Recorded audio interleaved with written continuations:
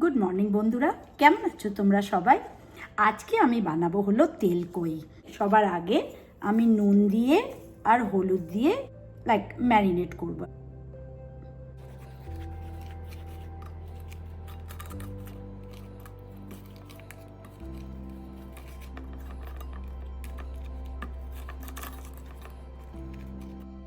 Marination ডান, এবার রান্নাটা start করি। সবার প্রথমেই আমি কড়াতে এই ধরো 5-6 টেবিল স্পুন মতো তেল দেবো।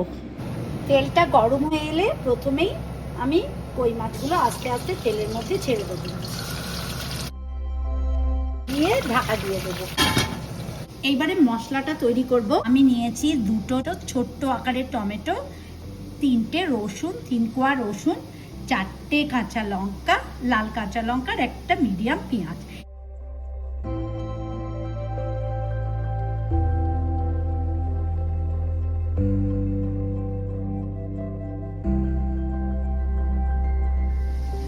এইবারে পেস্টটা বানিয়ে নেব। এই পেস্ট আমার রেডি হয়ে গেছে। চলো দেখি আমাদের একটা পাশ ভাজা হলো কিনা। লুকস লাইক এই পাশটা তো পুরোই হয়ে গেছে।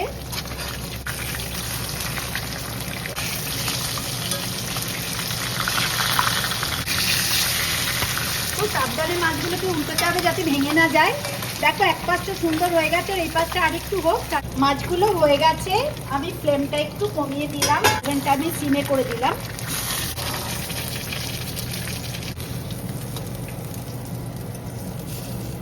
দেখো মাছগুলো তুলে নিলাম। দেখছো তেলটা রয়েছে, এই ভাজা তেলেই আমি রান্না করব। প্রথমে আমি দেবো 1 চামচ কালো জিরা। এইবারে স্লোলি আমি মশলার পেস্টটা এর মধ্যে ঢেলে দেব। এটাকে ঢাকা দিয়ে দেবো, ঢাকা দিয়ে এটাকে একটু কষবো। কষা মশলার মধ্যে আমি 1 চামচ মতো কাশ্মীরি লঙ্কার গুঁড়ো দেব, যাতে একটু সুন্দর কালারটা আসে। 1 টিস্পুন মতো হলুদ দেব, 1.5 টিস্পুন মতো নুন দেব। কাশ্মীরি লঙ্কার গুঁড়োটা অনলি ফর কালার। তোমাদের একটা টিপস বলি, যখন মশলাটা কষা হবে তোমরা যেটাতে রান্না করছো সেই ওভেনটাকে একটু সিমে রাখবে, তাতে সুন্দর মশলাটা কষা হবে, সুন্দর কালার আসছে। একটু এভরি 2 or 3 মিনিটস বাদে বাদে একটু নাড়তে হবে। দারুণ রং আসছে,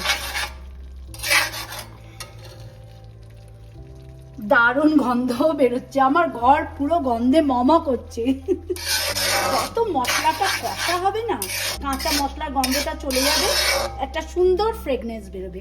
আর একটুখানি চাপা দিয়ে রাখি, আর একটু তেল বেরোক। ও ওয়াও, লাভ ইট, একদম রেডি।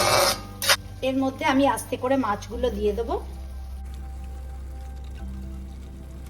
রিমেনিং ওয়াটারটাও দিয়ে দেবো, সো দ্যাট একটু কাই হয়। মাছটা একটু ফুটুক, একটু চাপা দিয়ে দিই। আমার তেলকই থেকে সুন্দর তেল বেরোচ্ছে এবং থরলি কুক হয়ে গেছে অ্যান্ড একদম রেডি টু সার্ভ। সিরিয়াসলি দারুণ দেখতে হয়েছে। একে আমি গার্নিশ করব, একটু ধনেপাতা চপ করে দিলাম আর 2টো কাঁচা লঙ্কা সুন্দরভাবে ওর উপরে দিয়ে দিলাম। তেলকইটা যেমন ফাটাফাটি দেখতে হয়েছে, খেতেও দারুণ হবে আমি জানি। আমার তেলকই কিন্তু একদম রেডি টু সার্ভ। প্লিজ তোমরা এটা বাড়িতে ট্রাই করো, যদি ভালো লাগে আমাকে জানিও।